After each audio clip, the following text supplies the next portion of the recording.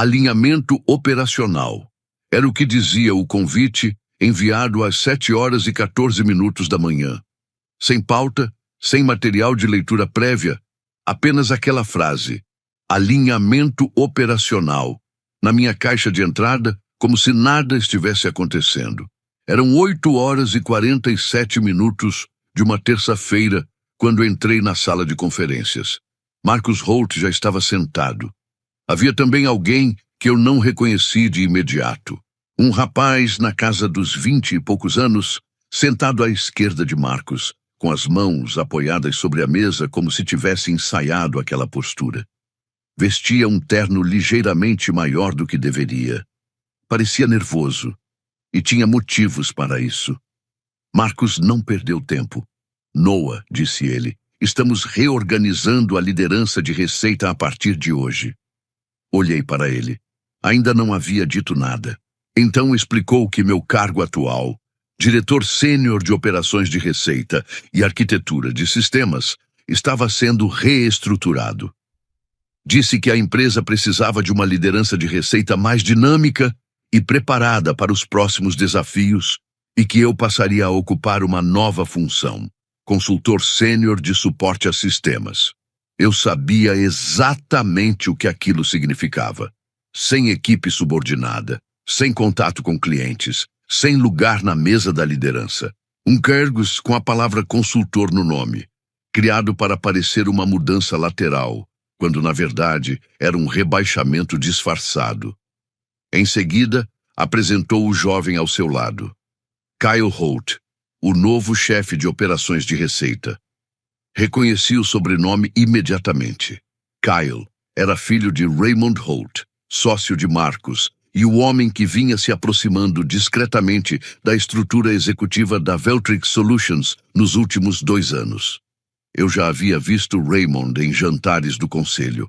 Observava a maneira como conduzia as conversas, com a paciência característica de alguém que estava construindo algo a longo prazo. Naquele momento, finalmente entendi o que ele estava construindo. Se esta é sua primeira vez aqui, inscreva-se para fazer parte da nossa comunidade. Compartilho histórias reais do mundo corporativo todos os dias para quem acredita que competência silenciosa merece reconhecimento. Kyle tinha 26 anos. A nomeação causou surpresa entre vários profissionais experientes da empresa, principalmente porque ele nunca havia liderado uma operação de receita em uma empresa de software corporativo. Seu único cargo registrado no organograma interno, atualizado nas últimas 48 horas, era o de consultor de crescimento estratégico, uma função que sequer existia 3 semanas antes. Antes disso, segundo informações que confirmei posteriormente, ele trabalhava como estrategista de crescimento em uma marca de roupas financiada parcialmente por Raymond Holt. Ele nunca havia trabalhado com software B2B. Nunca tinha administrado o relacionamento com um cliente corporativo.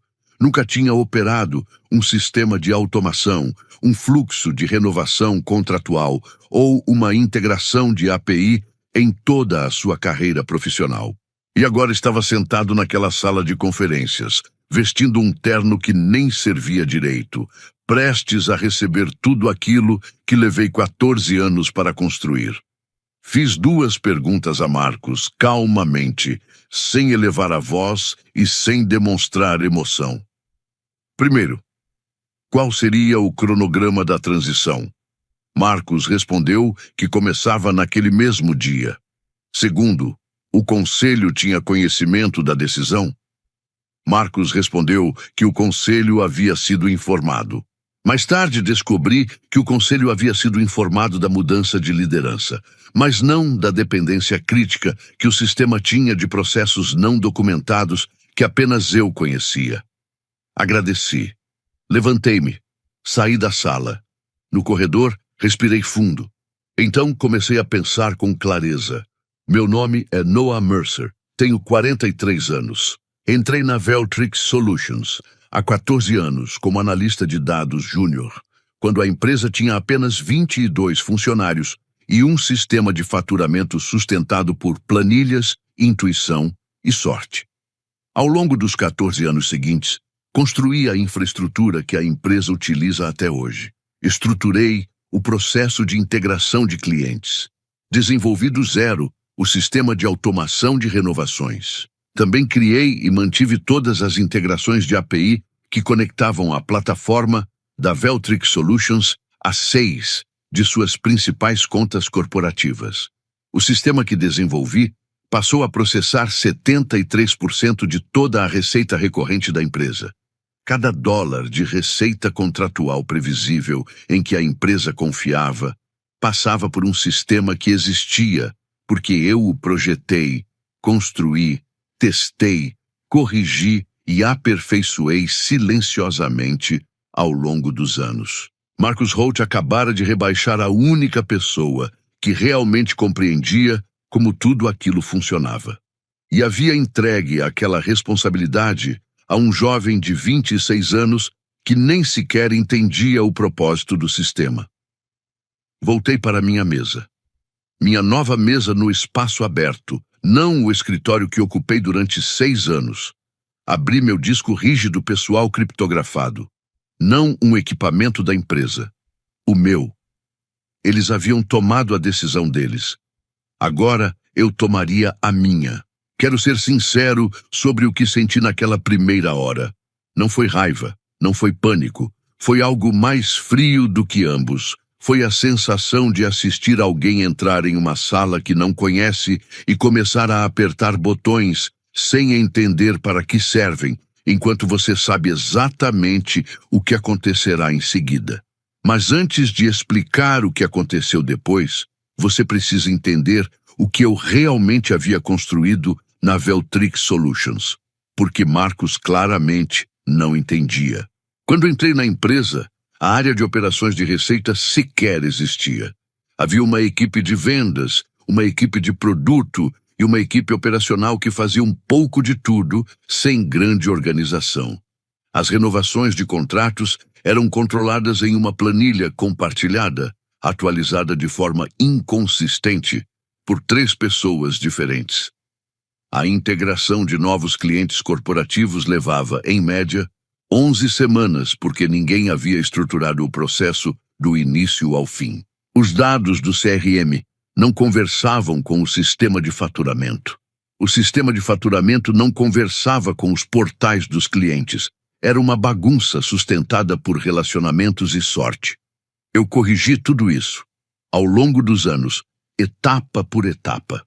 Desenvolvi um sistema automatizado de renovação que gerenciava gatilhos de renovação automática, regras contratuais e envio de pacotes de confirmação para 61 clientes corporativos.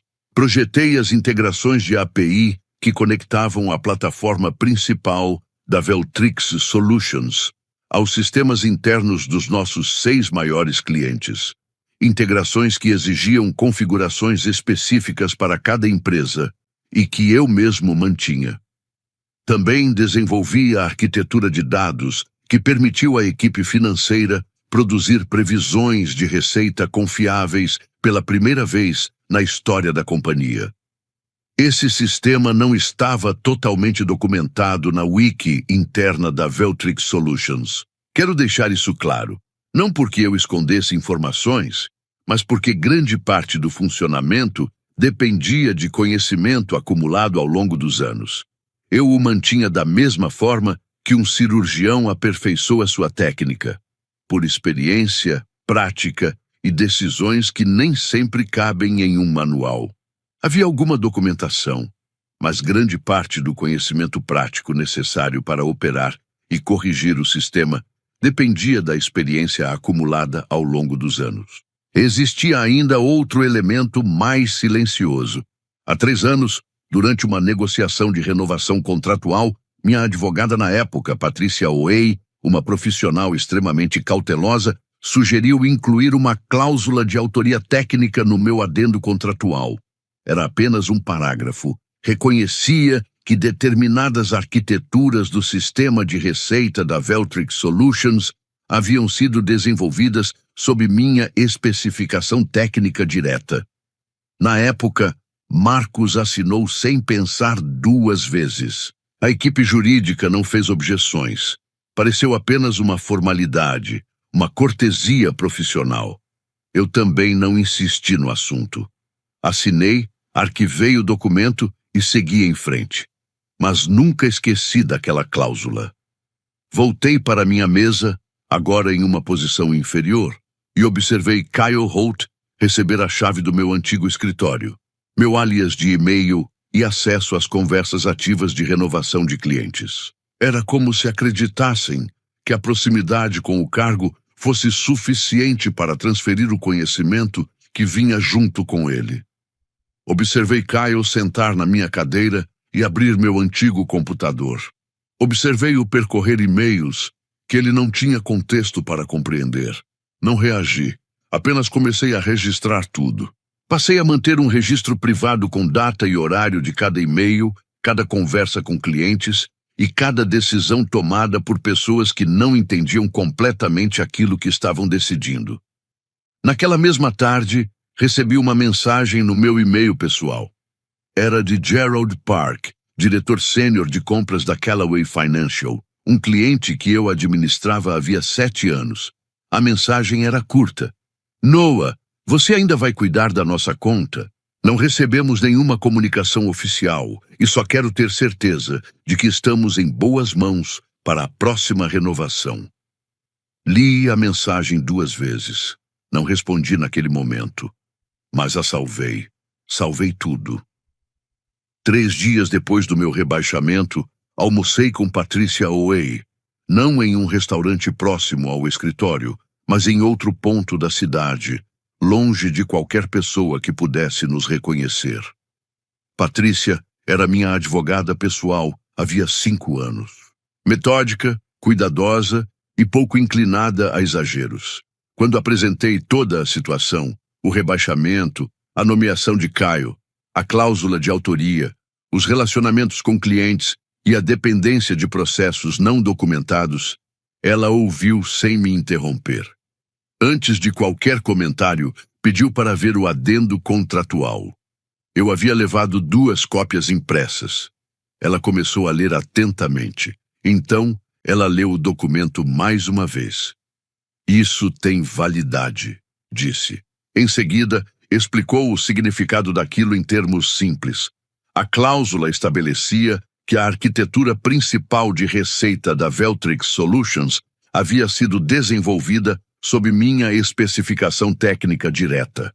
Segundo ela, aquela redação criava uma distinção jurídica relevante.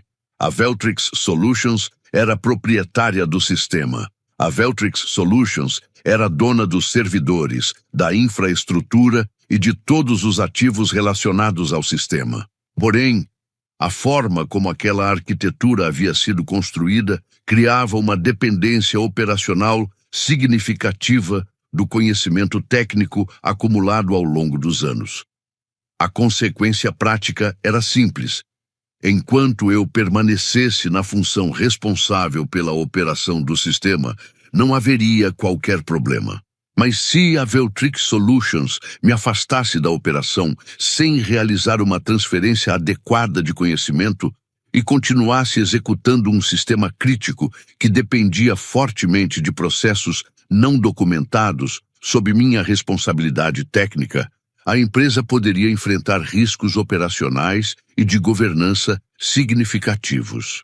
Patrícia explicou que, embora a Veltrix Solutions fosse proprietária do sistema, a dependência excessiva de conhecimento não documentado poderia gerar questionamentos sérios por parte do conselho e dos acionistas.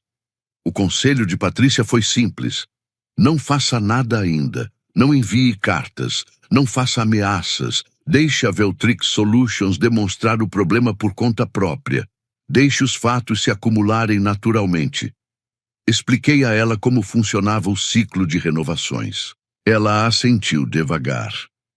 Então vamos esperar, respondeu. Agora você precisa entender como aquele sistema de renovação funcionava, porque isso é importante. O fluxo automatizado que eu havia criado processava as renovações automáticas de 61 clientes corporativos. Todos os anos, em ciclos trimestrais, o sistema coletava os dados dos contratos, calculava os termos de renovação, gerava os pacotes de confirmação e encaminhava os documentos para os contatos corretos nas empresas corretas. Para a maioria dos clientes, tudo acontecia de forma automática, silenciosa e eficiente, mas não para todos. 6 dos nossos principais clientes corporativos possuíam configurações personalizadas. Eram contratos com condições fora do padrão, ciclos de faturamento diferenciados, estruturas com múltiplas empresas e exigências específicas de SLA que não se encaixavam na lógica padrão do sistema. Para essas 6 contas, era necessário inserir determinadas informações manualmente em datas específicas do calendário. Não eram informações complexas, mas precisavam ser inseridas com precisão. Havia dados que precisavam ser preenchidos em uma sequência específica, dentro de uma área específica da interface, antes que o ciclo automatizado fosse executado. Se isso não acontecesse corretamente e dentro do prazo, o sistema ignoraria aquela conta ou, pior ainda, aplicaria condições de renovação incorretas. Eu era a única pessoa que sabia quais contas utilizavam essas configurações. Era a única pessoa que sabia quais informações precisavam ser inseridas, onde deveriam ser inseridas e em que momento isso precisava acontecer. Ninguém havia explicado isso a Kyle, não porque alguém estivesse escondendo informações dele, mas porque ninguém mais na Veltrix Solutions conhecia o processo profundamente o bastante para explicar. Aquilo não estava em nenhum material de integração. Não estava na wiki interna. Existia principalmente na minha experiência prática e em um conjunto de anotações privadas de manutenção que eu mantinha em meu disco rígido criptografado. Eu não sabotei nada. Quero deixar isso absolutamente claro. Não mexi no sistema, não removi arquivos, não alterei uma única configuração, apenas me afastei. Parei de executar aquele trabalho invisível de manutenção que durante anos realizei sem reconhecimento e sem chamar atenção. Deixei o sistema operar da mesma forma que operaria sem a minha presença. Kyle tinha o cargo. Kyle tinha o escritório. Kyle tinha o alias de e-mail. O primeiro grande ciclo de renovação, envolvendo 11 contas corporativas, incluindo 3 das 6 que utilizavam configurações personalizadas, estava programado para começar dali a 18 dias. Voltei para minha mesa e esperei. Aqueles 18 dias foram os mais silenciosos que vivi na Veltrix Solutions. Compareci normalmente ao trabalho. Sentei-me todos os dias na minha mesa no espaço aberto. Respondi aos poucos chamados de suporte que apareciam. Questões simples, sem relação com o processo de renovação. Mantive uma expressão neutra. Almocei sozinho. Cumprimentei as pessoas ao chegar e me despedi ao sair. Não revelei nada, mas por trás daquele silêncio eu estava construindo algo. Todos os dias acrescentava novas informações ao meu registro privado. Anotava conversas, e-mails e situações com data e horário. Registrei respostas vagas ou incompletas dadas por Kyle a clientes. Registrei um e-mail em que ele informou a um cliente de médio porte que os termos de renovação estavam sendo revisados quando, na realidade, o contrato possuía valores fixos que não exigiam revisão alguma. Também registrei uma resposta enviada a um gerente de contas corporativas em que ele utilizou uma data de renovação desatualizada, criando divergências que precisaram ser verificadas pela equipe de contas. Separadamente, pareciam erros pequenos. Juntos, formavam um retrato bastante claro de alguém operando um sistema complexo sem realmente compreender seu funcionamento. Por volta do 6º dia, entrei em contato com 2 pessoas da Veltrix Solutions. Fiz perguntas específicas e objetivas que não poderiam ser interpretadas como nada além de preocupação profissional. A primeira pessoa foi Warren Chu, diretor financeiro da empresa. Warren era extremamente rigoroso com números e sempre me tratou com respeito porque eu costumava fornecer informações confiáveis. Fiz uma pergunta simples. As projeções de receita para as renovações do terceiro trimestre haviam sido revisadas após a recente mudança de liderança? Warren hesitou antes de responder. Depois disse que acreditava que tudo estava sob controle porque ninguém havia apontado qualquer problema. Ele pareceu levemente desconfortável com a pergunta. Agradeci e encerrei a conversa. A segunda pessoa foi Priyananda, gerente sênior de contas que trabalhava ao meu lado havia 6 anos. Priya compreendia o processo de renovação melhor do que quase qualquer outra pessoa da Veltrix Solutions. Não do ponto de vista técnico, mas do ponto de vista do relacionamento com os clientes. Ela sabia o quanto aquelas contas corporativas eram sensíveis durante o período de renovação dos contratos. Perguntei se Kyle havia recebido algum material explicando as configurações personalizadas das contas. Ela respondeu que não. Disse que já estava pensando em perguntar sobre isso porque estava preocupada.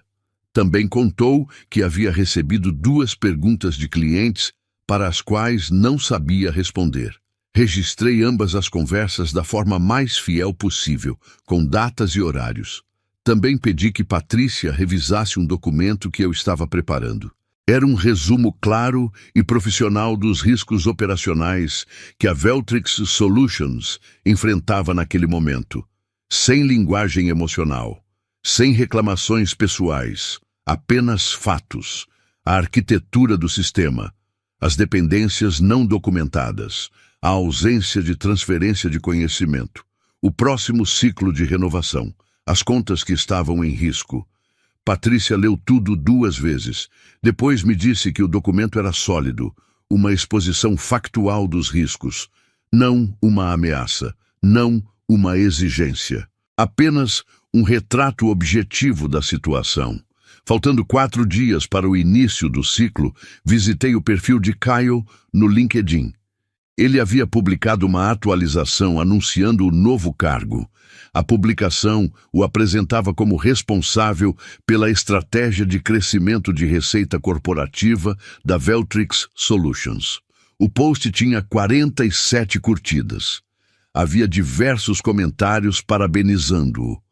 Um deles era de Raymond Holt. Dizia apenas, "Orgulhoso de você, filho." Tirei uma captura de tela. Adicionei ao arquivo. Pouco depois, uma notificação apareceu no meu calendário. O ciclo automatizado de renovação começa em 72 horas. Fechei o computador, peguei minha mochila, voltei para casa, preparei o jantar, assisti ao noticiário.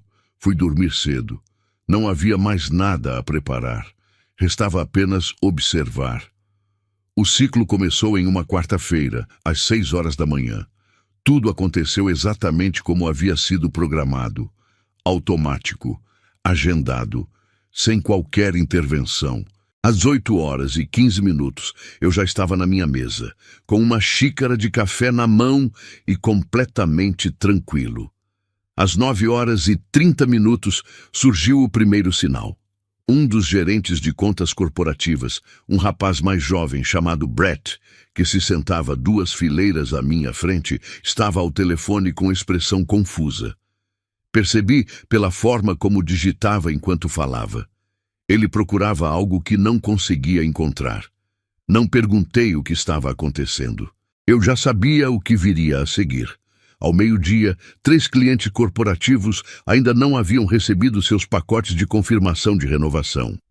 2 desses 3 clientes utilizavam configurações personalizadas. As informações manuais que precisavam ter sido inseridas antes da execução do ciclo automatizado. As mesmas informações que apenas eu conhecia. E que nunca foram inseridas porque Kyle nem sequer sabia que elas existiam.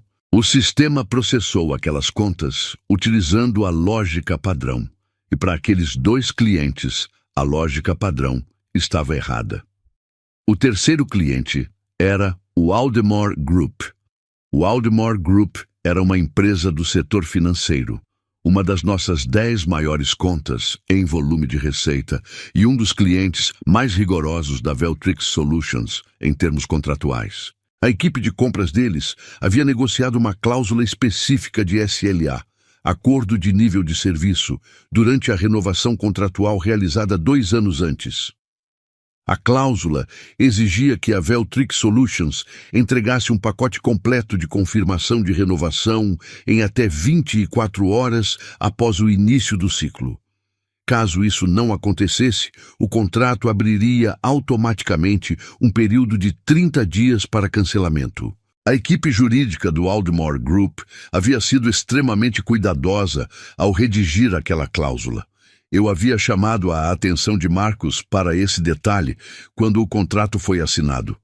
Também mantinha essa informação registrada em minha documentação particular.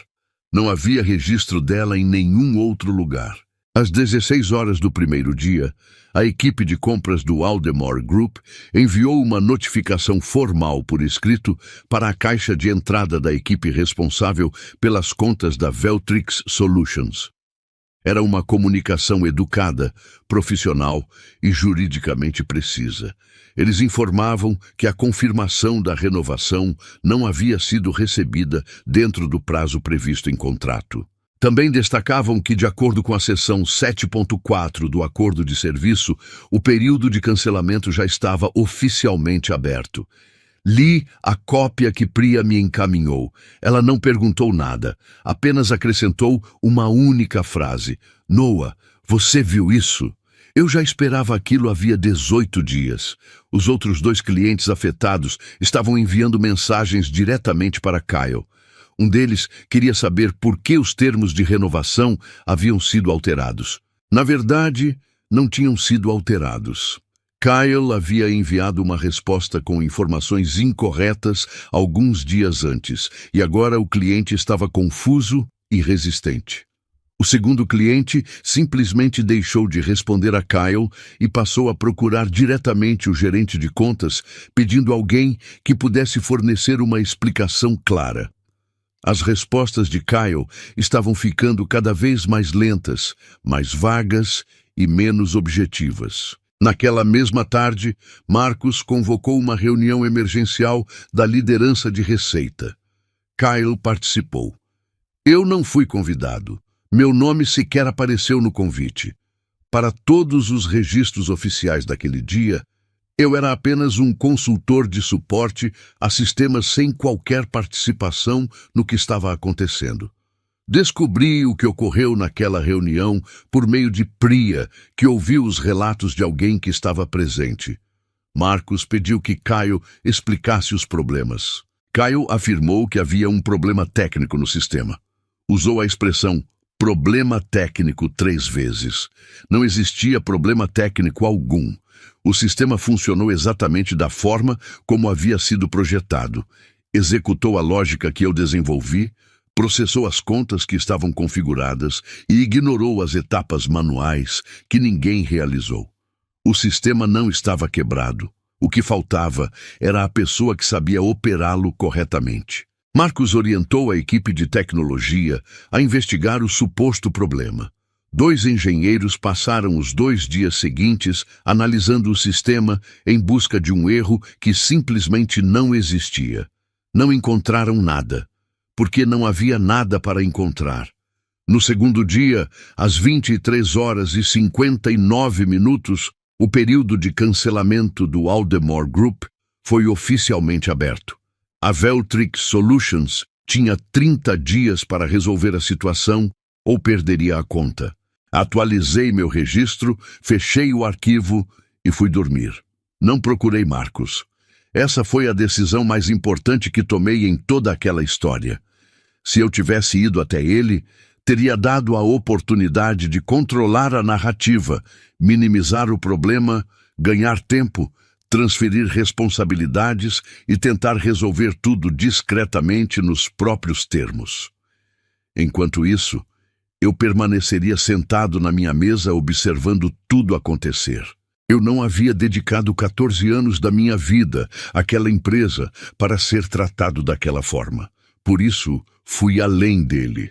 A Veltrix Solutions possuía 5 membros no conselho administrativo. 3 deles eram aliados próximos de Marcus e Raymond Holt, pessoas que costumavam aceitar sem questionamentos aquilo que Marcus apresentava. Os outros 2 eram conselheiros independentes, escolhidos justamente para exercer supervisão sem vínculos pessoais com os executivos fundadores. Uma dessas pessoas era Eleanor Voss. Ela integrava o conselho havia 3 anos. Presidia o Comitê de Auditoria e Riscos. Tinha experiência em finanças operacionais e era conhecida por não aceitar explicações convenientes quando os números apontavam em outra direção. Enviei a ela o documento. Não era uma reclamação, não era uma ameaça judicial. Era uma comunicação formal sobre riscos operacionais, exatamente o tipo de documento que um conselho deveria receber quando existe um risco relevante dentro da empresa. O texto não mencionava meu rebaixamento, não mencionava Kyle, não continha qualquer comentário pessoal. Descrevia de forma objetiva e factual a situação das operações de receita da Veltrix Solutions. 3 clientes corporativos haviam apresentado falhas no processamento das renovações. Um deles, o Aldemore Group, havia entrado em período contratual de cancelamento, situação que colocava uma parte importante da receita anual da empresa em risco. O sistema de automação de receita estava operando sem seu principal arquiteto e sem qualquer transferência formal de conhecimento. As configurações manuais necessárias para 6 contas corporativas continuavam pendentes. Além disso, 2 integrantes da equipe, identificados apenas por suas funções, haviam confirmado separadamente que não existia qualquer material de orientação para a nova liderança de receita. O documento também mencionava a cláusula de autoria técnica presente no meu adendo contratual, apenas como contexto adicional para a estrutura de responsabilidade sobre o sistema. O texto da cláusula estava anexado integralmente. A última frase dizia: Noah Mercer está disponível para discutir opções para resolver a situação conforme a conveniência do conselho. Patrícia havia revisado cada linha. Aprovou tudo como uma comunicação factual, sem exageros jurídicos. Não era uma ameaça. Era apenas um retrato fiel de uma situação que o conselho tinha a obrigação fiduciária de avaliar. Eleanor Voss respondeu em 4 horas. Ela informou que o documento seria encaminhado ao Comitê de Auditoria e Riscos para avaliação preliminar antes de qualquer medida formal. Pediu uma conversa reservada. Atendi do meu carro, estacionado a 2 quarteirões do escritório, com o motor desligado. Ela fez 3 perguntas. Há quanto tempo o sistema operava sem seu principal arquiteto? Qual era a estimativa de perda de receita causada pelas falhas já identificadas? E havia sido realizada alguma transferência formal de conhecimento antes da mudança de função? Respondi às 3 perguntas com tranquilidade. Mantive toda a documentação aberta no computador para confirmar cada informação apresentada. Ela agradeceu e disse que precisaria convocar uma reunião emergencial do Comitê de Riscos. Na mesma noite, meu celular tocou. Marcus Holt. Era a primeira vez que ele me ligava desde o meu rebaixamento. Sua voz continuava firme e controlada, mas havia uma tensão evidente que não existia naquela manhã de terça-feira. Ele disse que deveríamos conversar, esclarecer a situação e buscar uma solução. Respondi que estaria disposto a me reunir com ele, mas queria que qualquer conversa formal contasse com advogados dos 2 lados. Houve uma pausa longa. Longa o suficiente para dizer muita coisa. Então ele respondeu que providenciaria isso. Desliguei e permaneci sentado no carro por alguns instantes. Lá fora, a noite seguia normalmente. Pessoas caminhavam pelas ruas. O trânsito continuava fluindo. A cidade seguia seu ritmo habitual, mas dentro daquele carro algo havia mudado. O conselho estava se movimentando. Marcus estava me ligando. O mesmo homem que, apenas 4 dias antes, havia entregado o trabalho de uma vida inteira a um rapaz de 26 anos, usando um terno grande demais, agora pedia uma reunião nos meus termos. Voltei para casa. Dormi bem pela primeira vez em 2 semanas. A reunião foi marcada para 6 dias depois do envio do relatório de riscos. Seria realizada na principal sala de conferências da Veltrix Solutions, a mesma sala onde Marcus havia me rebaixado 3 semanas antes. Quando entrei, percebi isso imediatamente. Talvez ninguém tivesse feito de propósito. Mesmo assim, havia algo discretamente satisfatório naquela coincidência. A sala foi enchendo aos poucos. Marcus ocupou a cabeceira da mesa.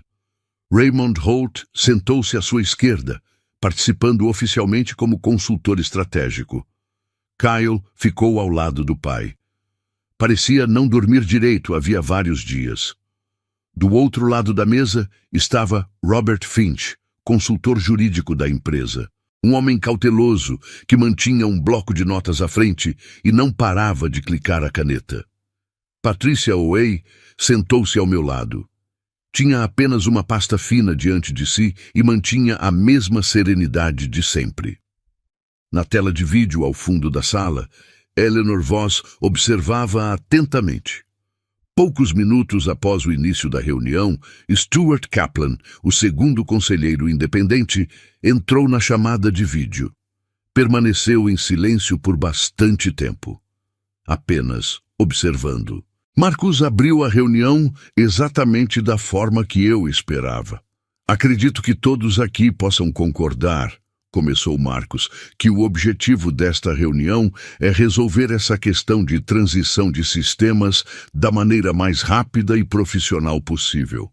Patrícia esperou que ele terminasse. Então respondeu, com toda a calma. Essa não é uma descrição precisa do motivo desta reunião.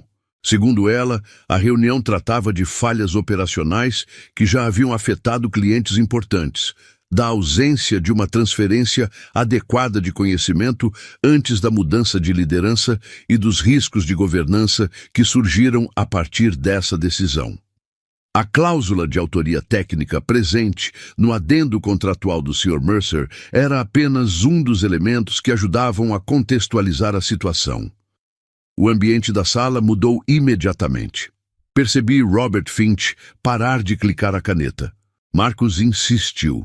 Disse que a cláusula de autoria era apenas um reconhecimento profissional de rotina e que não limitava o direito da Veltrix Solutions de operar sistemas desenvolvidos durante o período em que Noah Mercer trabalhou na empresa. Patrícia abriu sua pasta e retirou 2 cópias impressas do adendo. Empurrou uma delas na direção de Robert Finch e leu o trecho relevante em voz alta, pausadamente, sem fazer comentários adicionais.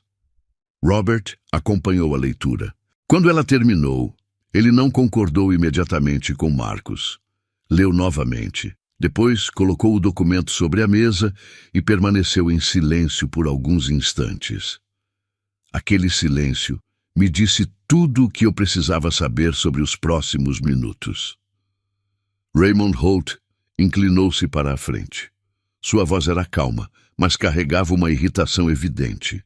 Disse que eu estava criando dificuldades, fazendo política interna e que nenhuma empresa poderia funcionar se seus funcionários resolvessem reter conhecimento operacional sempre que discordassem de uma decisão da gestão. Da tela de vídeo, Eleanor Voss interveio com tranquilidade. Raymond, deixe a equipe jurídica concluir a análise. Raymond recostou-se na cadeira. Robert Finch falou com cautela. Disse que a cláusula criava uma área de ambiguidade jurídica que merecia análise aprofundada e que, somada às falhas operacionais já registradas, representava um risco que a empresa não podia ignorar. Explicou que a situação operacional atual da Veltrix Solutions, executando um sistema crítico sem uma transferência adequada de conhecimento documentado, expunha a empresa a riscos que não haviam sido avaliados anteriormente. Vi o maxilar de Marcus se contrair. Pela primeira vez desde o início da reunião, ele olhou diretamente para mim. "Noah", disse ele, "o que você quer?" Peguei a pasta que estava à minha frente e deslizei uma única folha pela mesa. Deixei que ele lesse. Era uma proposta formal para resolver a situação. Uma página apenas. Sem emoção, sem reclamações, sem acusações. Apenas condições objetivas. Retorno a uma função ativa de liderança operacional com o cargo de diretor de operações de receita. Restauração integral do acesso aos sistemas. Retorno da equipe subordinada. Assento permanente na equipe executiva. Reestruturação salarial alinhada ao valor de mercado da função. Participação acionária baseada em desempenho. E a transferência imediata de Kyle Holt para uma função consultiva sem responsabilidades operacionais, sem contato com clientes e sem permissões de sistema. Concedi 48 horas para uma resposta formal por escrito. Marcus permaneceu olhando para a folha.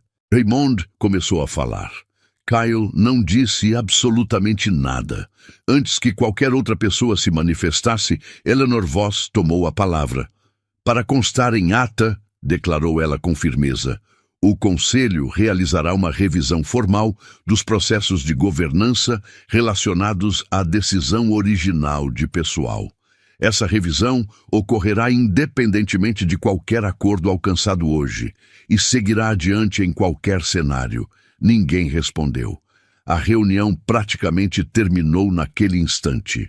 Marcus saiu sem olhar para mim. Raymond foi logo atrás. Kyle permaneceu sentado por alguns segundos, olhando para a mesa. Depois se levantou e saiu sem encarar ninguém. Robert Finch foi o último a sair. Antes de deixar a sala, olhou para Patrícia. Não disse uma palavra. Apenas fez um discreto aceno de cabeça. Patrícia e eu caminhamos em silêncio até o elevador. Quando as portas se fecharam, ela esboçou um leve sorriso. 48 horas, disse. Eu sei, respondi. Descemos sem acrescentar mais nada. Não havia necessidade. A resposta chegou em 31 horas, 17 horas antes do prazo. Aquilo me revelou exatamente como as discussões internas haviam ocorrido após a reunião. Marcus não tentou fugir da situação. Não contestou a proposta. Não tratou aquilo como um blefe. Voltou para o escritório. Conversou com Robert Finch, provavelmente também com Eleanor Voss, e compreendeu que a situação havia alcançado um ponto sem retorno. A resposta foi enviada por Patrícia, formalmente e por escrito.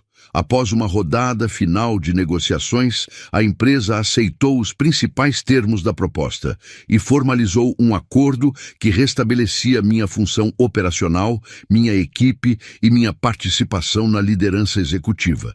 Meu cargo passou oficialmente para diretor de operações de receita. Meu acesso completo aos sistemas foi restaurado. Minha equipe retornou à minha gestão. Passei a integrar oficialmente a liderança executiva. Minha remuneração foi reajustada de forma significativa e passei a ter participação acionária vinculada ao desempenho da empresa. Kyle Holt foi transferido para uma função consultiva sem responsabilidades operacionais, sem acesso a clientes e sem permissões de sistema. 6 semanas depois, pediu desligamento.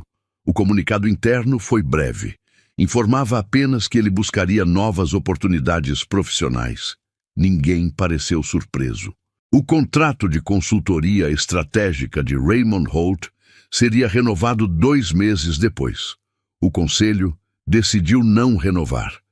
Sem comunicados públicos, sem conflitos, sem escândalos. Apenas uma saída discreta da estrutura de influência que ele havia construído durante 2 anos. Depois disso, Concentrei minha atenção no que realmente importava: corrigir os danos. Minha primeira ligação foi para o Aldmore Group. Conversei diretamente com o diretor de compras. Expliquei que a Veltrix Solutions havia passado por uma mudança de liderança que gerou uma falha de continuidade operacional. Não atribuí culpa a ninguém. Assumi a responsabilidade pela forma inadequada como a transição havia sido conduzida. Reconheci os transtornos causados durante um período sensível. Ofereci uma extensão da renovação contratual, um crédito de serviço e meu compromisso pessoal de que a conta voltaria a receber o padrão de atendimento esperado. O diretor de compras permaneceu em silêncio por alguns instantes. Então respondeu: "Para ser sincero, nós já estávamos nos perguntando o que havia acontecido com você. É bom saber que voltou. O Aldemore Group permaneceu como cliente. As outras 2 contas afetadas foram estabilizadas em 10 dias. Ambas renovaram seus contratos. As 3 contas continuaram ativas e seguiram normalmente para o próximo ciclo." 3 meses após a reunião, Marcus Holt deixou o cargo de CEO após uma revisão mais ampla de governança que analisou a decisão de pessoal, os problemas operacionais que surgiram em seguida e outras preocupações relacionadas à supervisão executiva. O comunicado oficial informava que ele desejava seguir outros interesses.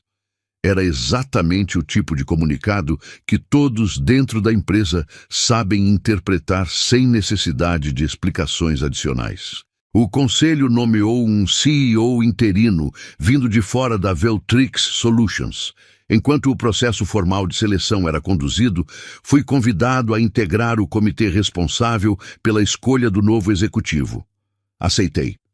Quero ser sincero sobre como me senti ao final de tudo isso, porque não foi o que a maioria das pessoas imaginaria. Não me senti vitorioso, não senti que havia vencido uma guerra. O que senti foi algo diferente, uma sensação constante de clareza. Aquela clareza que surge quando algo errado finalmente é corrigido, não de forma perfeita, não sem consequências, mas de maneira suficiente para permitir que você siga em frente sem carregar aquele peso. Nunca quis destruir Marcus Holt, nunca quis humilhar Kyle, nem destruir Raymond Holt. O que eu queria era muito mais simples. Queria ser reconhecido pelo que realmente construí. Queria que a empresa a qual dediquei 14 anos da minha vida profissional fosse administrada com princípios honestos. Queria que o trabalho que mantinha tudo funcionando fosse tratado com a importância que merecia. Quando isso me foi tirado de forma injusta, silenciosa e burocrática, por meio de um convite de calendário e uma frase vaga sobre alinhamento, eu não entrei em desespero. Não implorei. Usei as únicas ferramentas que sempre funcionaram para mim: documentação, paciência e a verdade simples de que ninguém remove a pessoa que construiu a fundação de um prédio e espera que ele continue firme sozinho. Meu nome é Noah Mercer. Sou diretor de operações de receita da Veltrix Solutions. Ocupo um lugar à mesa que ajudei a construir. O escritório onde trabalho hoje é o mesmo que foi ocupado temporariamente durante minha ausência. O painel de controle do sistema que projetei há 11 anos continua iluminando a tela atrás de mim todas as manhãs quando chego. E algumas coisas, no fim das contas, acabam encontrando o lugar onde sempre deveriam ter estado. A história mostra que poder não está no cargo, mas no controle invisível do que mantém tudo funcionando. A verdadeira força de Noah nunca esteve no título que ele carregava, mas no conhecimento que ele acumulou ao longo dos anos e na forma estratégica como escolheu usá-lo. Quando foi rebaixado, ele não reagiu com emoção, porque entendeu algo que poucos percebem. Em estruturas complexas, quem controla os processos críticos controla o destino da organização. O erro da liderança não foi apenas substituir um profissional experiente por alguém despreparado, mas ignorar a dependência silenciosa construída ao longo do tempo. Noah não sabotou, não confrontou diretamente, não criou conflito aberto. Ele apenas deixou a realidade se revelar sozinha. Isso mostra que, em ambientes de poder, a verdade bem documentada e o tempo certo são mais fortes do que qualquer reação impulsiva. O que aconteceu não foi vingança, foi consequência. Essa história ensina que reconhecimento profissional não deve ser pedido, deve ser estruturado. Noah não venceu porque confrontou, mas porque se preparou antes mesmo de precisar lutar. Ele documentou, protegeu seu valor e entendeu que sistemas complexos dependem de pessoas que muitas vezes não aparecem. A grande lição está em nunca confiar apenas no cargo como validação do seu valor, mas sim em construir algo que seja impossível de ignorar. Além disso, mostra que decisões tomadas com base em política ou favoritismo podem gerar riscos estruturais reais. Noah não precisou provar que era importante. Ele deixou o sistema provar isso por ele. Em um mundo corporativo onde muitos reagem, ele observou. Onde muitos falam, ele registrou. E onde muitos perdem o controle, ele esperou o momento certo para agir com precisão absoluta. Agora me diz, você percebeu em que momento exato Noah deixou de ser apenas um funcionário e passou a controlar o jogo sem que ninguém notasse? Entre Marcus, Kyle e Raymond, quem realmente cometeu o erro mais grave? E por que isso vai além de competência técnica? Escreve aqui nos comentários, eu quero muito saber. E não esquece, deixa também o seu comentário com uma classificação de 1 a 10 para mostrar o quanto você gostou, porque assim eu consigo trazer mais vídeos que sejam interessantes para você. E se essa história te fez pensar diferente sobre poder, reconhecimento e estratégia, já deixa o like e se inscreve no canal, porque aqui você não vê só histórias. Você aprende a enxergar o que a maioria nunca percebe. Vamos ser honestos. Você está atribuindo um valor exagerado ao seu trabalho. As palavras ecoaram pela sala de reuniões revestida por painéis de mogno no 43º andar. Bradley Winters, nosso recém-nomeado diretor de operações, ocupava a cabeceira da mesa. O terno impecável refletia a luz do sol da tarde que atravessava as janelas do chão ao teto. O dedo apontado na minha direção tremia, não de indignação verdadeira, mas daquela irritação forçada de quem já havia decidido o resultado da discussão antes mesmo de ela começar. 12 pessoas me observavam. Todo o conselho executivo, representantes da Catalyst Ventures, nosso principal investidor. O mesmo fundo de investimento que havia concluído uma rodada de financiamento de $600 milhões apenas 3 meses antes. E eu, sentada na cadeira que ocupei durante os últimos 4 anos. A mesma cadeira a partir da qual ajudei a construir a infraestrutura que transformou aquela empresa no que ela era. Assenti sem demonstrar emoção, mantendo as mãos cruzadas sobre a mesa de vidro. Onde está a chave de acesso? Perguntou Caspian Reed, fundador e CEO da Helac Systems. A voz dele vacilou por um instante. O homem que um dia me chamou de arma secreta agora me encarava como se eu tivesse me tornado seu maior problema. Estou revogando meu acesso ao código neste exato momento. Minha voz saiu firme, controlada. Eu sabia exatamente o que aquelas palavras significavam. Eram 4 anos da minha vida. Noites sem dormir. Finais de semana sacrificados. Feriados perdidos. Relacionamentos deixados de lado. Então resolvi deixar uma coisa muito clara para todos naquela sala. A partir de agora, estou suspendendo qualquer suporte técnico, manutenção ou participação futura relacionada à infraestrutura que desenvolvi. A reação foi imediata. Várias vozes começaram a se sobrepor ao mesmo tempo. Meu nome é Natalie Foster. No papel, eu ocupava o cargo de vice-presidente sênior de infraestrutura e arquitetura de sistemas da Helac Systems, uma empresa de computação em nuvem, criada para transformar a maneira como grandes organizações administravam ambientes de dados distribuídos. Na prática, Fui a pessoa que transformou um desenho rabiscado em um quadro branco em uma plataforma funcional, escalável e capaz de gerar receita suficiente para atrair centenas de milhões de dólares em investimentos. Minha formação não veio de uma universidade de elite.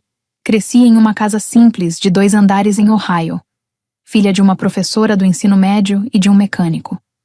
Meus pais sempre me ensinaram que inteligência sem humildade vale muito pouco e que sucesso perde o sentido quando alguém esquece de onde veio. Essa criação me deu algo que nenhum curso intensivo de programação seria capaz de ensinar: a capacidade de entender pessoas, perceber o clima de uma conversa, identificar quando alguém era sincero e quando apenas estava representando um papel.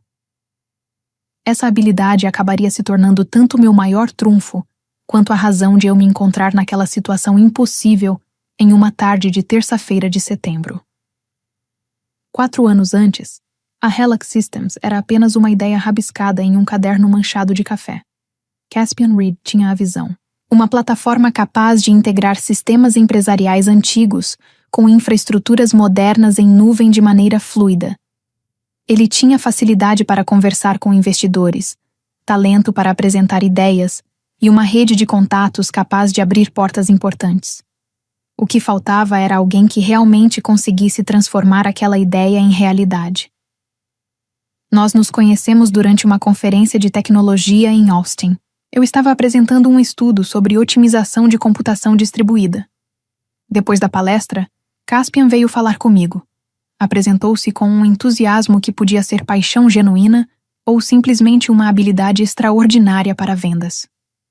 Estou procurando alguém como você há 6 meses, disse ele. Todo mundo afirma que o que eu quero construir é impossível.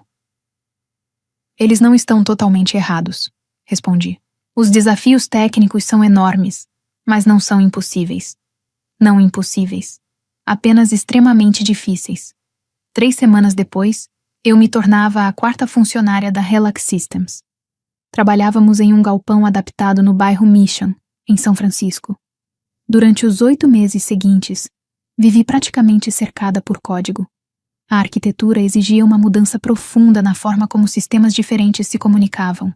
Desenvolvi uma camada de tradução proprietária, capaz de interpretar protocolos antigos e convertê-los em chamadas modernas de API em tempo real. O avanço decisivo aconteceu às 3 da manhã de um sábado de fevereiro. Quando consegui fazer o primeiro protótipo funcionar, liguei para Caspian. Ele chegou em 20 minutos e assistiu enquanto eu demonstrava uma transferência perfeita de dados entre um sistema criado em 1987 e uma plataforma moderna de computação em nuvem. Chegou a ficar emocionado. Natalie, você entende o que acabou de fazer? Isso vai mudar tudo. E ele estava certo. 3 meses depois, conquistamos uma rodada Série A de 8 milhões de dólares. Usei esse capital para montar uma equipe de verdade, formada por 6 engenheiros que respondiam diretamente a mim. Mesmo assim, continuei responsável pela arquitetura principal. O núcleo do sistema permanecia sob minha supervisão direta. Não por paranoia, mas porque sistemas complexos exigem consistência e uma visão clara de longo prazo. O produto foi lançado 18 meses depois da minha chegada. No primeiro trimestre, conquistamos 12 clientes corporativos, incluindo 2 empresas da lista Fortune 500. Crescemos de 15 para 70 funcionários em apenas 6 meses.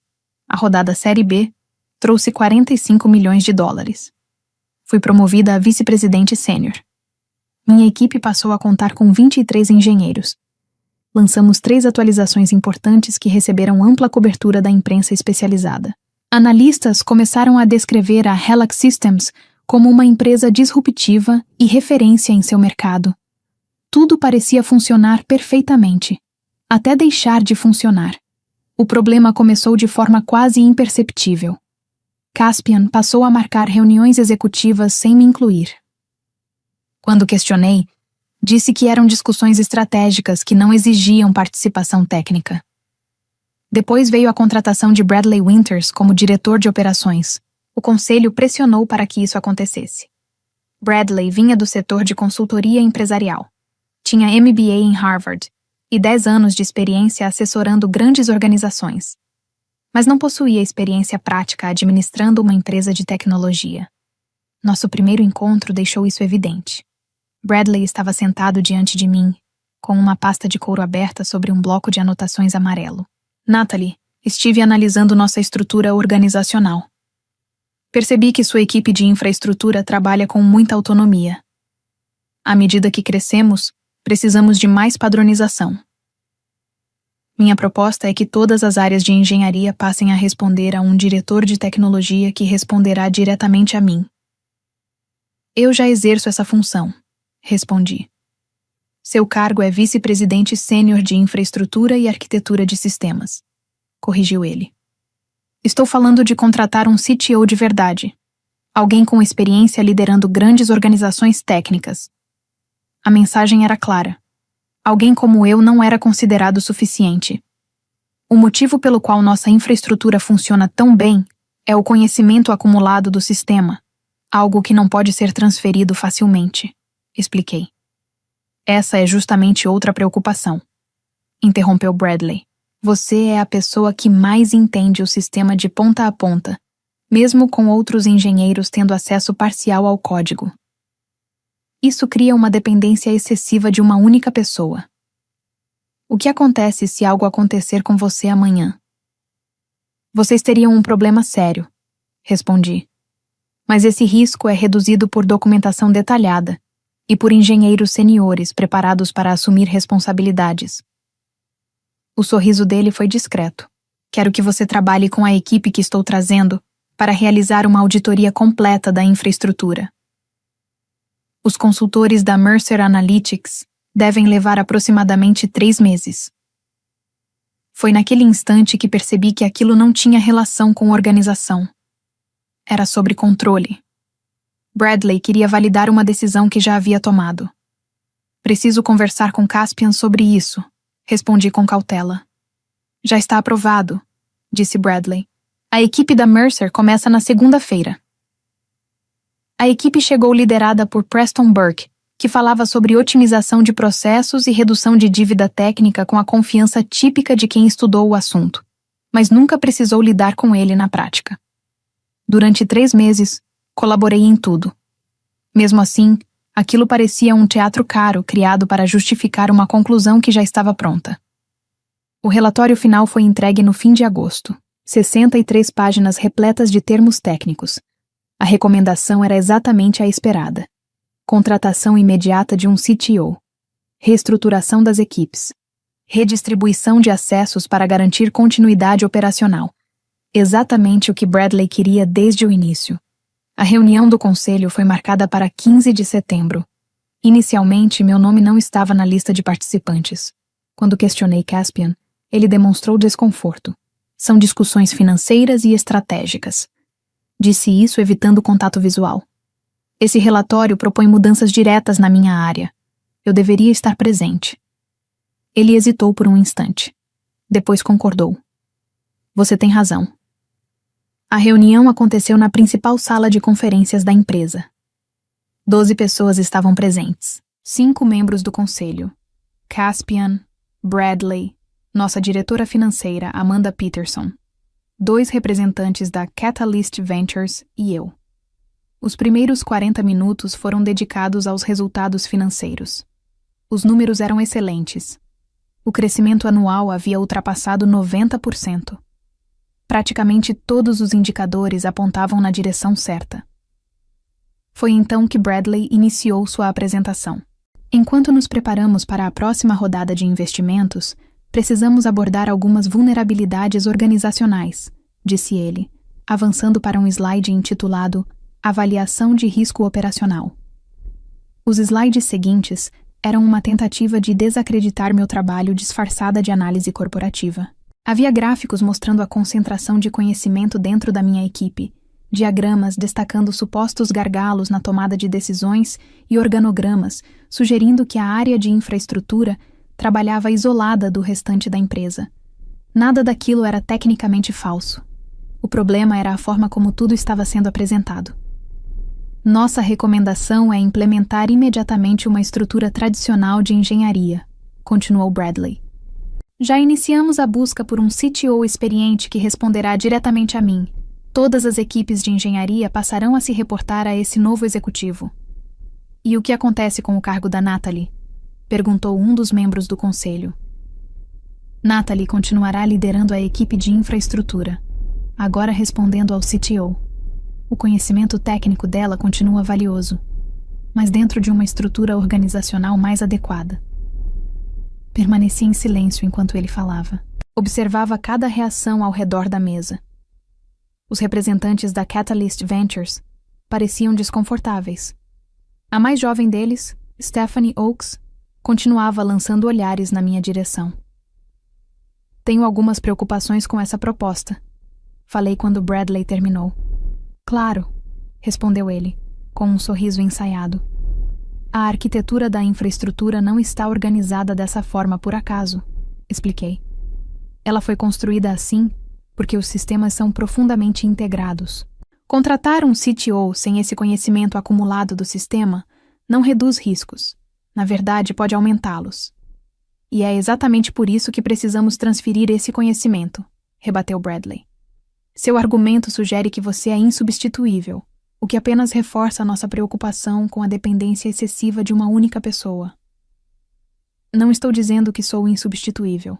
Estou dizendo que sistemas complexos exigem conhecimento profundo, não gestão por comitê.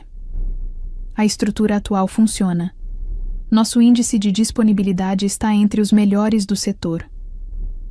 Qual problema exatamente estamos tentando resolver? O problema, respondeu Bradley, agora com um tom mais duro, é que estamos tentando construir uma empresa bilionária. Não podemos depender de uma infraestrutura que apenas uma pessoa entende completamente. O desafio será preservar essa arquitetura sem o conhecimento acumulado que levou anos para ser desenvolvido. A sala mergulhou em silêncio. O rosto de Caspian perdeu a cor. A expressão de Bradley mudou imediatamente. Com licença? Perguntou ele. Estou dizendo que a plataforma que vocês pretendem escalar existe graças a decisões arquitetônicas tomadas ao longo de 4 anos. Respondi. Se a estrutura atual é realmente tão problemática, demonstrem que a compreendem bem o suficiente para modificá-la. Bradley se levantou. É exatamente esse tipo de atitude que dificulta qualquer mudança organizacional. Vocês tratam sistemas proprietários como se fossem propriedade pessoal. Eles são proprietários, respondi. É isso que os torna valiosos. As chaves não pertencem a você, rebateu Bradley. Pertencem à empresa. E sua resistência em aceitar isso está se tornando um problema sério. Caspian interveio antes que a discussão escalasse ainda mais. Vamos manter a calma.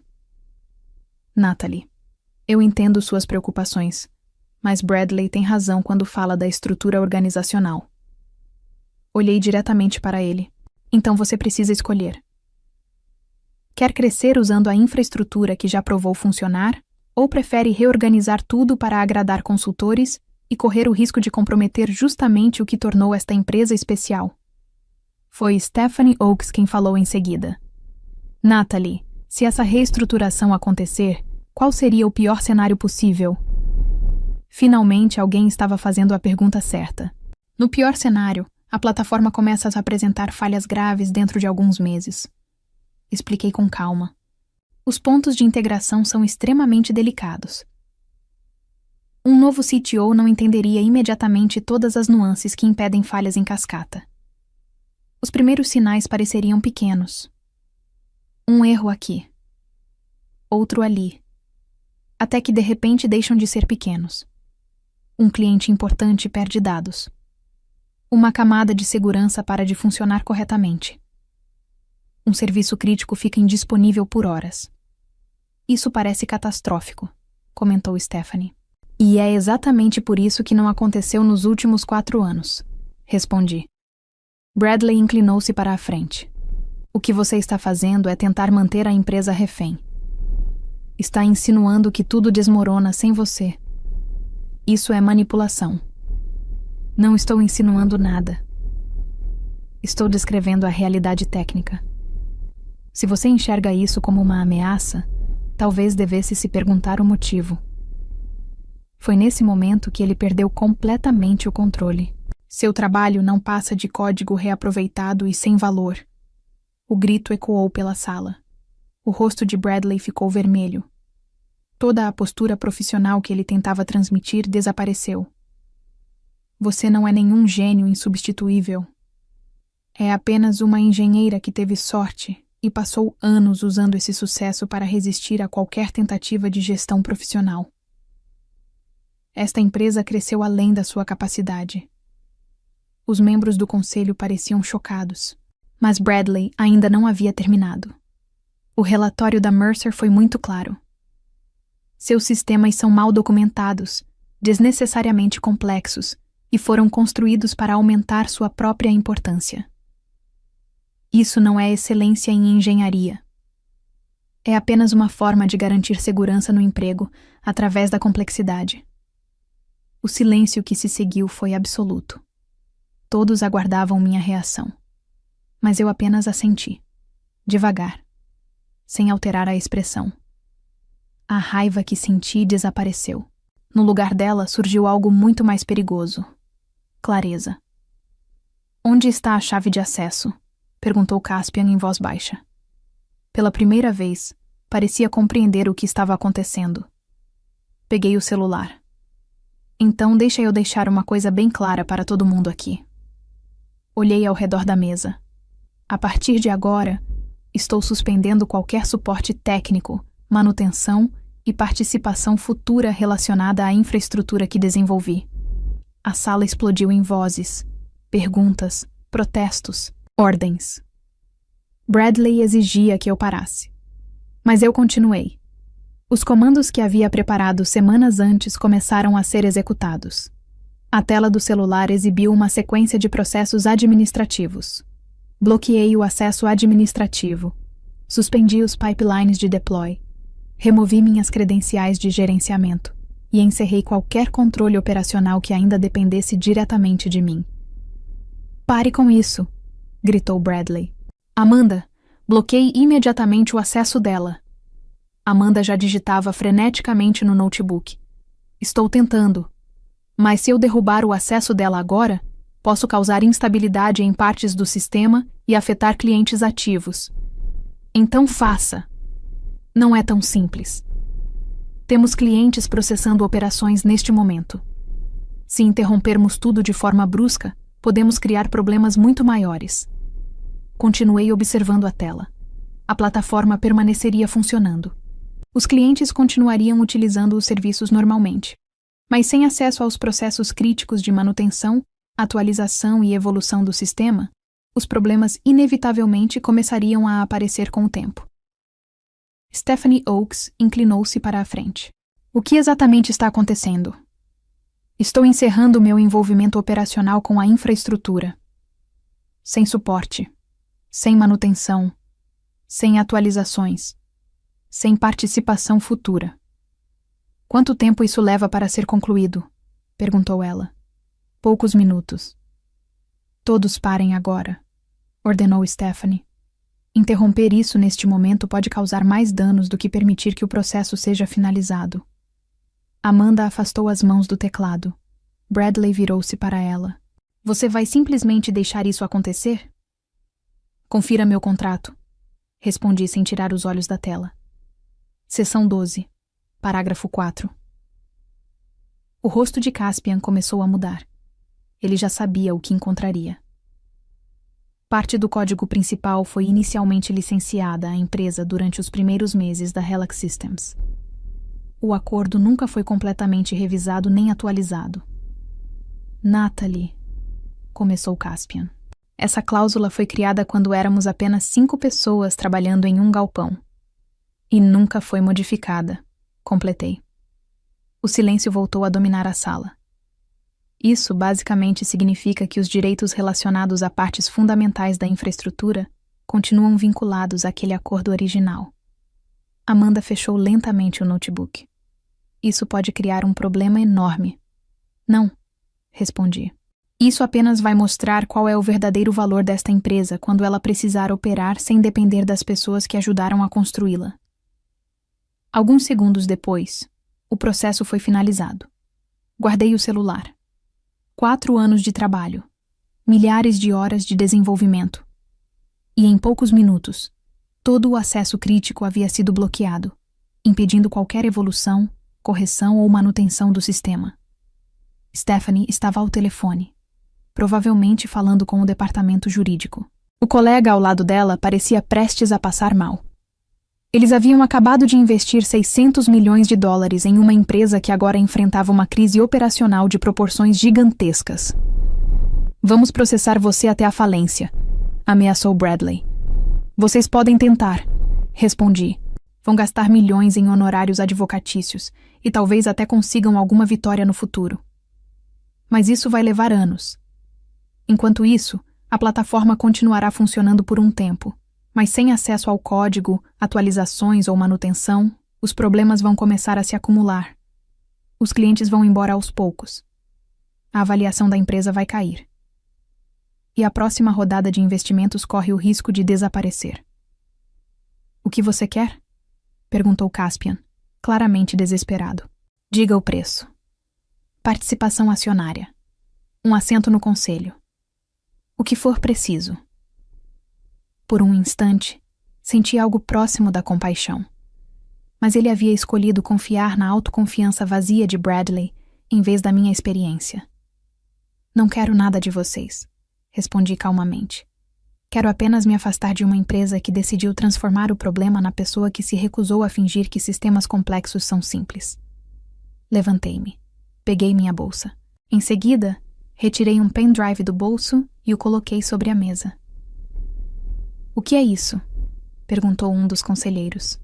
"Um mapa completo das dependências da plataforma. Cada integração. Cada chamada de API. Cada camada de segurança. Tudo o que vocês precisam para entender o que estará acontecendo quando os problemas começarem a surgir. Considerem isso um presente de despedida." Caspian estendeu a mão para pegá-lo. Levantei a minha antes. "Está criptografado. A documentação completa será disponibilizada como parte de qualquer acordo futuro de licenciamento, caso decidam aceitá-los. Caso contrário, vocês acabarão descobrindo por conta própria. Há pessoas inteligentes nesta empresa. Com tempo e recursos suficientes, a equipe provavelmente conseguirá compreender toda a arquitetura, mas isso não acontecerá rapidamente." A sala permaneceu em silêncio. "A plataforma continuará funcionando normalmente nas implementações atuais durante algumas semanas", continuei. "Mas sem atualizações de segurança, correções ou manutenção, os problemas inevitavelmente começarão a aparecer. Os contratos com clientes serão afetados. Os riscos operacionais vão aumentar. E os custos para resolver tudo isso serão enormes. A menos que você volte", disse Stephanie. Balancei a cabeça. "Eu não volto. Mas estou disposta a licenciar a infraestrutura." "Quais são os seus termos?" perguntou ela. "Participação societária ampliada. Autonomia técnica restaurada. E mudanças imediatas na liderança que provocou toda essa situação. Esses são os termos iniciais para começarmos uma negociação." "Isso é uma tentativa de pressão", disparou Bradley. "Não", respondi. "É uma proposta. Vocês podem aceitar, rejeitar ou apresentar uma contraproposta. Isso é negociação. Você passou meses tentando me explicar como empresas de verdade funcionam. Agora está descobrindo como a alavancagem funciona. Também está descobrindo que a pessoa que você considerava descartável era uma das responsáveis por sustentar a estrutura que vocês pretendem escalar." Caminhei até a porta. Antes de sair, olhei para Caspian. "Você me disse uma vez que aquilo que construí mudaria tudo. Você estava certo. Mas se esqueceu de quem construiu." A porta se fechou atrás de mim com um clique suave. Mesmo assim, pareceu um trovão. As 72 horas seguintes foram surreais. Voltei para casa. Abri uma garrafa de vinho que guardava havia meses. Esperei o pânico chegar, mas ele nunca veio. Em vez disso, senti calma. Aquela clareza que surge quando finalmente abandonamos a ilusão de que lealdade sempre será recompensada. Meu telefone começou a tocar em menos de 1 hora. Primeiro Caspian, depois Amanda.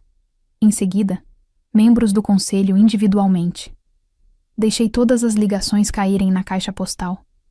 Os termos estavam definidos, mas às 19 horas aconteceu algo inesperado. O sistema de segurança do meu apartamento enviou um alerta.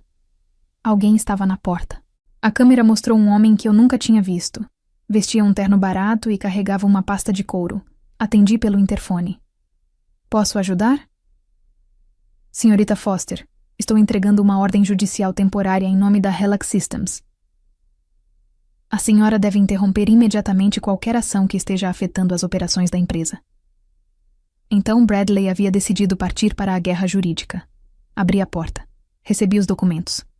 O homem foi embora rapidamente. Analisei o material. Tudo havia sido preparado às pressas. Diversas alegações pareciam frágeis diante do contrato existente. Mas o objetivo não era vencer imediatamente. Era ganhar tempo. Tempo suficiente para a Helix Systems tentar encontrar uma saída. Uma estratégia desesperada, mas inteligente. Liguei para Isaac Hartman. Era quase 00:30. Eles entraram com um pedido emergencial, expliquei. Eu sei, respondeu Isaac. Recebi a notificação. E? É uma argumentação fraca. Não acredito que vá prosperar. Mas estaremos no tribunal amanhã. Qual é a nossa chance? Alta. Muito alta. Mas existe sempre a possibilidade de um juiz optar por uma medida temporária até que toda a questão contratual seja analisada. E se isso acontecer? Você terá que cumprir a decisão até que o mérito seja julgado. Não dormi naquela noite. Passei horas me preparando para todos os cenários possíveis. Se o pedido fosse aceito, eu tinha alternativas. Se fosse negado, seguiríamos normalmente com o prazo estabelecido. A audiência emergencial foi marcada para as 9 da manhã seguinte. Eu estava sentada em um tribunal no centro da cidade, enquanto a equipe jurídica da Helix Systems apresentava seus argumentos. 3 advogados, incluindo o escritório externo contratado pela empresa. Meritíssima, começou o advogado principal. A senhorita Foster está causando danos severos às operações da Helix Systems. Ela comprometeu a continuidade operacional de uma empresa avaliada em centenas de milhões de dólares. Isaac levantou-se logo depois. Com todo respeito, isso não corresponde aos fatos. A senhorita Foster exerceu direitos previstos em contrato. A empresa concordou com esses termos anos atrás. Ela não sabotou sistemas. Não removeu infraestrutura. Não interrompeu operações. Apenas encerrou seu suporte e sua participação operacional. A juíza examinou os documentos durante longos minutos. Pareceu uma eternidade. Por fim, levantou os olhos. A linguagem contratual é clara. A empresa teve anos para revisar esses termos. E optou por não fazê-lo.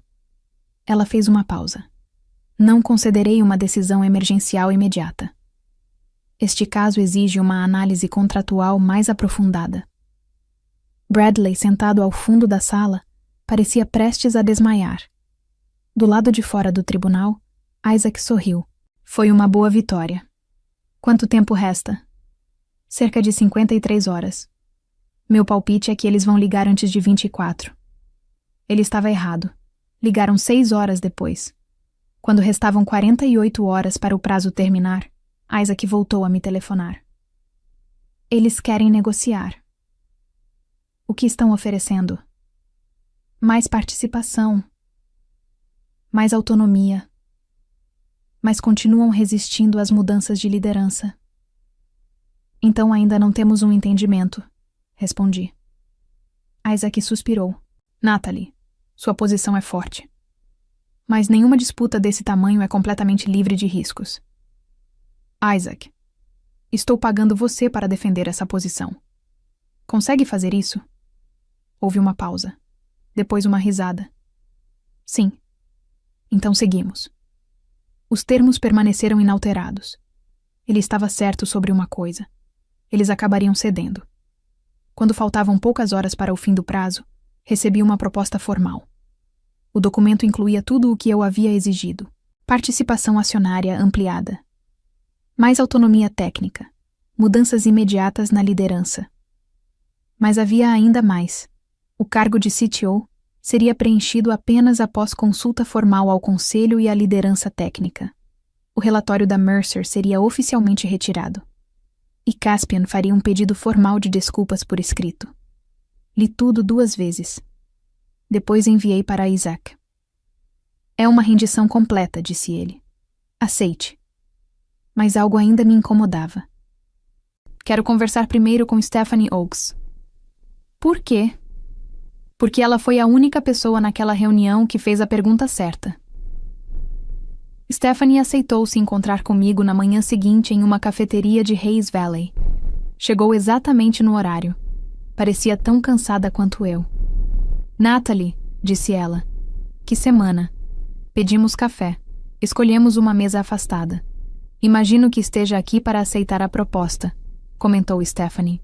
Antes disso, quero entender uma coisa. O quê? Por que você perguntou sobre o risco? Todos os outros estavam focados em organogramas e estrutura corporativa. Você queria saber o que realmente poderia dar errado. Stephanie sorriu levemente. Porque eu já vi essa história acontecer antes. Um fundador cria algo valioso com conhecimento técnico. A empresa cresce. Os executivos passam a enxergar a complexidade técnica como um problema. Contratam consultores. Os consultores recomendam profissionalizar sistemas que já funcionam. E então tudo começa a dar errado. Você sabia exatamente o que Bradley estava fazendo, continuou Stephanie. Eu desconfiava. Também suspeitava que você fosse inteligente o bastante para se proteger. Por isso não fiquei totalmente surpresa com o que aconteceu. Ela abriu a bolsa e colocou uma pasta sobre a mesa.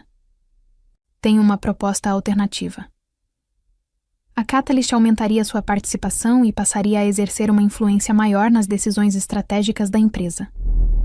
Você receberia participação adicional, representação no conselho e autonomia ampliada para decisões técnicas. Isso é uma aquisição hostil, observei. Eu chamaria de intervenção, respondeu Stephanie. Essa empresa vale centenas de milhões de dólares por causa da infraestrutura que você construiu. Estamos protegendo nosso investimento e garantindo que a pessoa responsável por boa parte desse valor tenha autoridade para preservá-lo. Por que está me oferecendo isso? Stephanie sustentou meu olhar. Porque vi você sair daquela reunião. Vi alguém que conhece o próprio valor e se recusou a aceitar menos do que merece. Isso não é ego. É alguém com quem eu consigo trabalhar. Ela se inclinou para a frente. E tem mais uma coisa. Recebemos relatos de que Bradley tentou fazer contato com concorrentes. Senti um frio percorrer meu corpo. O quê? Ele se ofereceu para compartilhar o relatório da Mercer e documentação interna se eles ajudassem a desenvolver uma plataforma concorrente. Meu sangue gelou. Isso é uma violação direta do acordo de confidencialidade. Estamos investigando a situação internamente. Mas isso me mostrou tudo o que eu precisava saber sobre o julgamento e a ética dele. Uma pessoa assim não deveria chegar perto da sua infraestrutura. Fiquei em silêncio por alguns segundos. Posso pensar? Até o fim do expediente. Depois disso, seguimos com o acordo original ou retiramos nosso apoio à próxima rodada de investimentos. Depois que Stephanie foi embora, permaneci sentado naquela cafeteria durante quase 2 horas. Pensando, refletindo sobre o motivo pelo qual eu havia construído a infraestrutura da Helix Systems. O desafio técnico sempre foi extraordinário. O impacto potencial também, mas havia algo que Stephanie tinha dito e que continuava ecoando na minha cabeça. Bradley havia tentado vender nossa tecnologia para concorrentes. O problema era que ele nunca compreendeu que tecnologia não é apenas código. É experiência. É conhecimento acumulado. São anos resolvendo problemas que não aparecem em relatórios. Peguei o telefone e liguei para Stephanie. Tenho algumas condições. Estou ouvindo. Caspian permanece como CEO. Ele cometeu erros. Mas acreditou na empresa quando ela ainda não era nada.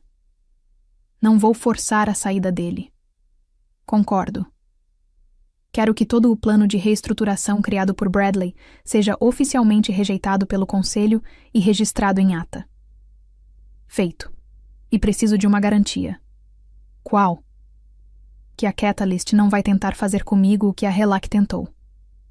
Stephanie sorriu. Não posso prometer que nunca vamos discordar. Mas posso garantir que decisões sobre liderança técnica serão baseadas em resultados concretos. Não em teorias administrativas. Sua infraestrutura funciona.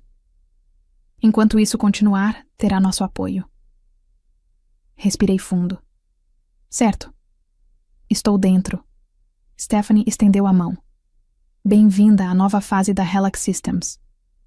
Agora precisamos explicar para todo mundo como isso vai funcionar. O anúncio veio 3 dias depois. Caspian reuniu toda a empresa. Explicou que eu retornaria como diretor de tecnologia, com autoridade plena sobre a área técnica e participação no conselho. A Catalyst havia ampliado seu investimento e assumiria um papel mais ativo na governança. Bradley já não fazia mais parte da empresa. Tomamos decisões sobre estrutura organizacional sem compreender totalmente a complexidade técnica envolvida, admitiu Caspian. Isso foi um erro. Quando chegou minha vez de falar, fui direto ao ponto. Tecnologia complexa exige paciência. Exige conhecimento especializado. Algo pode ser difícil sem estar quebrado. Construímos algo excepcional aqui. Meu trabalho é proteger isso enquanto continuamos crescendo. O alívio na sala era visível. 3 meses depois, contratamos uma nova vice-presidente de engenharia, Rachel Park. Uma profissional que entendia que liderar engenheiros não era o mesmo que compreender engenharia. A rodada Série C foi concluída cerca de 6 meses após a crise. O aporte foi de $600 milhões. A avaliação da empresa ficou ainda maior depois que o envolvimento da Catalyst se tornou público.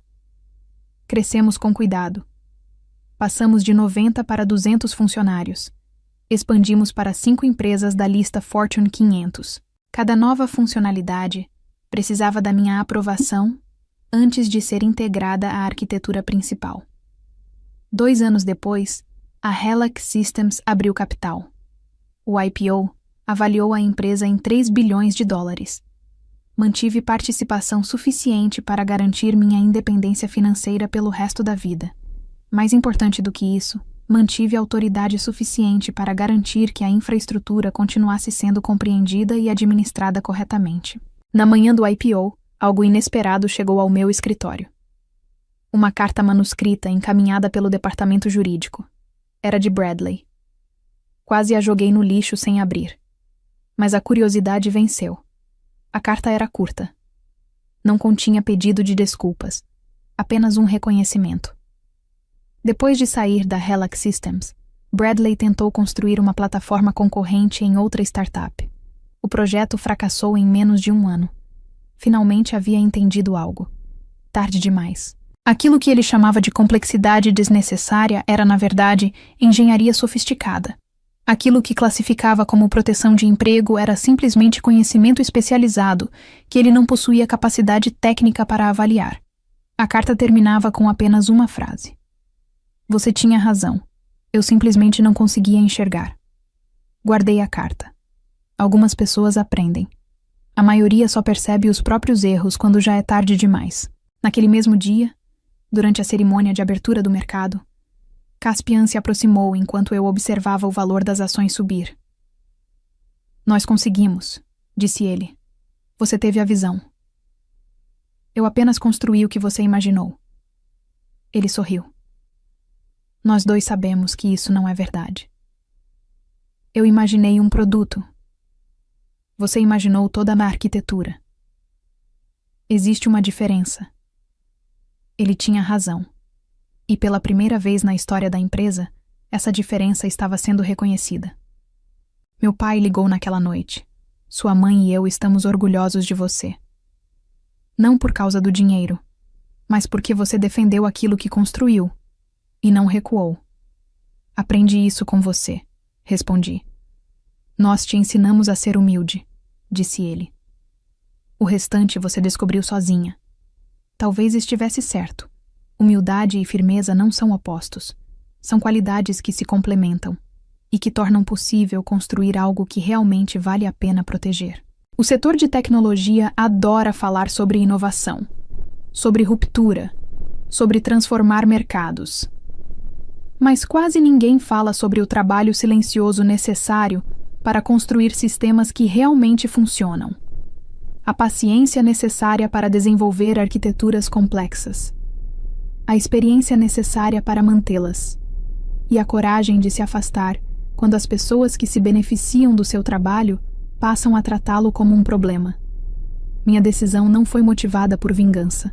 Foi uma resposta ao rompimento da confiança profissional e à forma como a liderança tratou um trabalho que levou anos para ser construído. Fiz isso para demonstrar algo que palavras não conseguiam explicar. O que eu havia construído tinha valor justamente porque era complexo. Justamente porque exigia compreensão profunda. Justamente porque não podia ser substituído facilmente. Bradley e os consultores da Mercer enxergavam a complexidade como defeito. Para eles, qualquer coisa que não fosse compreendida imediatamente estava errada. Nunca consideraram a possibilidade de simplesmente não possuírem conhecimento suficiente para avaliar aquilo que estavam analisando. Esse é o perigo da confiança sem competência, das credenciais sem compreensão, dos modelos administrativos aplicados a problemas técnicos por pessoas que jamais construíram algo semelhante. Passei 4 anos construindo a infraestrutura da Helac Systems. Com cuidado, com planejamento, com dedicação. Quando alguém que estava na empresa havia poucos meses decidiu chamar aquele trabalho de código reaproveitado e sem valor, tive uma escolha. Aceitar o julgamento de pessoas que não entendiam o que estavam avaliando. Ceder lentamente até perder toda a autoridade. Ou demonstrar na prática o valor daquilo que havia sido construído. Escolhi demonstrar. E ao fazer isso deixei uma mensagem clara. Experiência importa. Construir algo gera responsabilidade. E as pessoas que criam valor merecem respeito, reconhecimento e autoridade para proteger aquilo que ajudaram a construir. Estar naquele pregão, observando uma empresa que eu havia ajudado a salvar alcançar uma avaliação de 3 bilhões de dólares, me deu a certeza de que tomei a decisão correta. Não por causa do dinheiro, mas porque defendi algo que realmente importava. A ideia de que quem constrói valor merece respeito, reconhecimento e voz ativa sobre aquilo que criou. Isso não é vingança. É justiça. E às vezes, justiça significa se afastar e permitir que aqueles que duvidaram de você descubram sozinhos exatamente o que estavam prestes a perder. A história mostra que valor real não está apenas no que é visível, mas no conhecimento profundo que sustenta tudo por trás. Natalie não venceu porque reagiu emocionalmente, mas porque compreendeu algo essencial. Quem constrói sistemas complexos, constrói também poder estrutural. Muitas vezes, ambientes corporativos confundem organização com controle e liderança com imposição. O erro de Bradley foi acreditar que títulos substituem entendimento, e o erro da empresa foi permitir que decisões estratégicas fossem tomadas sem compreender a base técnica que sustentava o negócio. A grande lição aqui é que competência silenciosa sempre supera a autoridade vazia no longo prazo. E mais do que isso, reconhecer o próprio valor não é arrogância, é responsabilidade. Saber a hora de se posicionar pode ser a diferença entre ser descartado ou se tornar indispensável. Existe um momento na vida profissional em que você percebe que não está mais sendo avaliado pelo que entrega, mas por narrativas criadas por quem não entende o que você faz. Esse é o ponto mais perigoso, porque é ali que muitos começam a duvidar de si mesmos. Natalie fez o oposto. Ela confiou no próprio conhecimento, mesmo sendo a única na sala a enxergar o risco real. Isso exige algo raro: clareza sob pressão. A história não é sobre vingança, é sobre alinhamento entre valor e reconhecimento. Quantas vezes estruturas inteiras funcionam perfeitamente até que alguém sem compreensão suficiente tenta melhorar? E quantas dessas decisões são aceitas em silêncio? No fim, o que realmente sustenta qualquer sistema não são cargos ou discursos. São pessoas que entendem profundamente o que estão construindo, mesmo quando ninguém mais percebe. Agora me diz, em que momento Natalie deixou de ser apenas uma executiva e passou a jogar um jogo estratégico muito maior que todos na sala? Você acredita que Caspian falhou mais como líder ou como alguém incapaz de reconhecer valor técnico? Escreve aqui nos comentários. Eu quero muito saber. E não esquece, deixa também o seu comentário com uma classificação de 1 a 10 para mostrar o quanto você gostou, porque assim eu consigo trazer mais vídeos que sejam interessantes para você. Se essa história te fez enxergar o mundo profissional de uma forma diferente, já deixa o like agora e se inscreve no canal, porque as próximas histórias vão te fazer pensar ainda mais longe.